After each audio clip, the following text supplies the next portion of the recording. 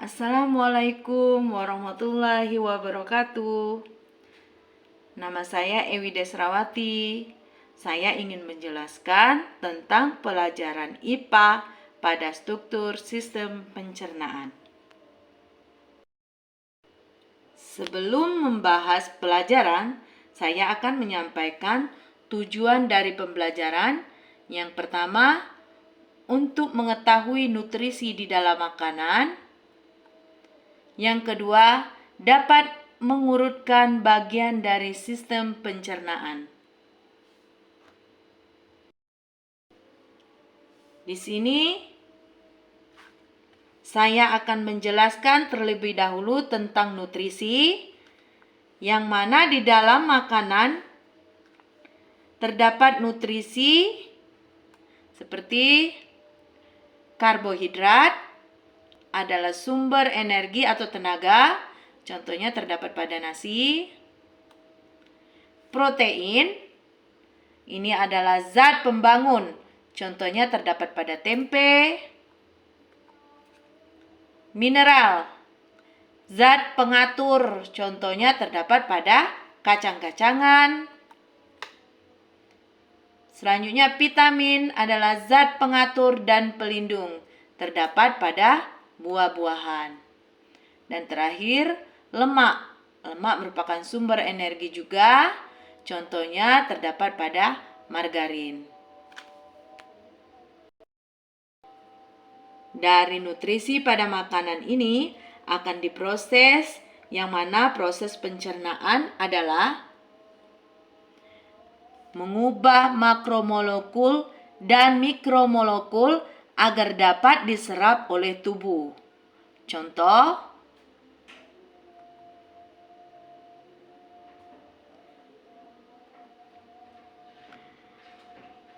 yang terdapat makromolekul ini adalah karbohidrat, protein, lemak, dan mikromolekulnya glukosa, asam amino, asam lemak, yang mana karbohidrat ini akan diubah menjadi glukosa, kemudian protein ini akan diubah menjadi asam amino, dan lemak akan diubah menjadi asam lemak dan gliserol. Bahan makanan yang sudah diserap oleh manusia. Sistem pencernaan pada manusia terdiri dari mulut, kerongkongan, lambung, usus halus, usus besar, dan anus. Pada sistem pencernaan ada dua bagian. Yang pertama, saluran pencernaan.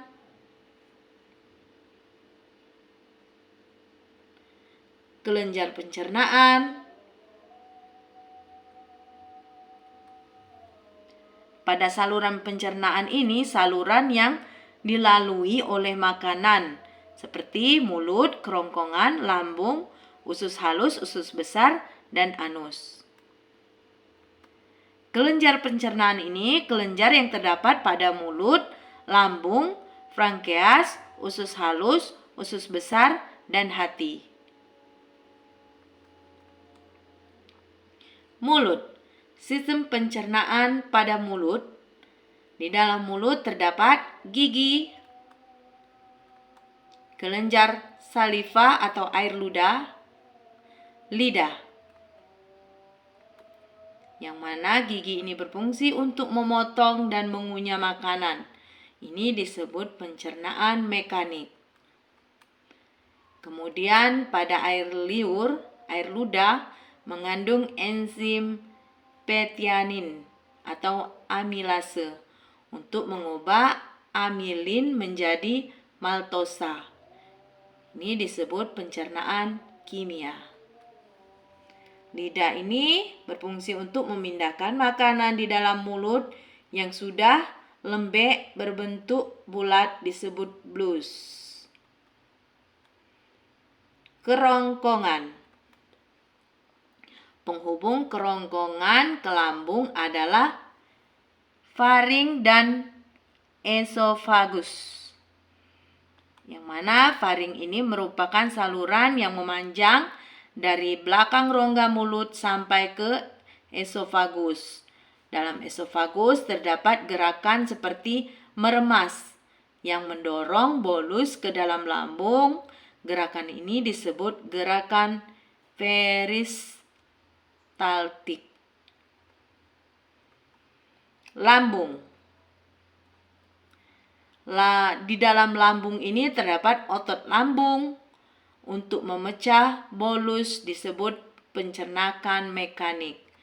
Kemudian di dalam lambung terdapat getah lambung. Getah lambung ini menghasilkan HCl untuk membunuh kuman. Kemudian pepsin untuk mengubah protein menjadi pepton. Renin untuk mengendapkan susu. Pada pepsin dan renin ini merupakan pencernaan yang dibantu oleh enzim dan disebut pencernaan kimia.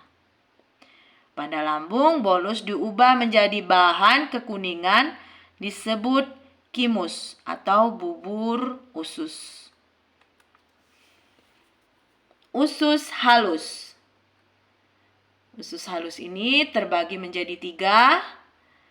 Yang pertama, duodenum, yang mana ini merupakan usus 12 jari. Kemudian jejunum, ini usus tengah. Ileum, terdapat jonjot usus untuk penyerapan zat-zat makanan. Kemudian usus halus ini menghasilkan kelenjar pankreas yang ada pada usus 12 jari. Kemudian usus halus juga menghasilkan kelenjar hati. Pada kelenjar pankreas ini akan menghasilkan enzim ripsin untuk mengubah pepton menjadi asam amino. Kemudian enzim amilase untuk mengubah amilum menjadi maltosa. Enzim lipase memecah lemak menjadi asam lemak glisero. Pada kelenjar hati menghasilkan cairan empedu untuk mencerna lemak menjadi emulsi lemak. Usus besar. Bahan makanan yang sampai ke dalam usus besar adalah makanan sisa. Usus besar ini berfungsi untuk mengatur air pada sisa makanan. Dan di dalam usus besar terdapat mikroorganisme yang membantu proses pembusukan makanan seperti pada bakteri Echinacea coli. Di sini ada gambar contoh usus besar. Usus besar ini bisa disebut juga dengan kolon, yang mana pada usus besar ini terdapat 3. Ada kolon naik, ada kolon mendatar, dan ada kolon turun. Ini adalah tahap terakhir untuk proses pencernaan sisa makanan yang akan dimasukkan ke dalam anus.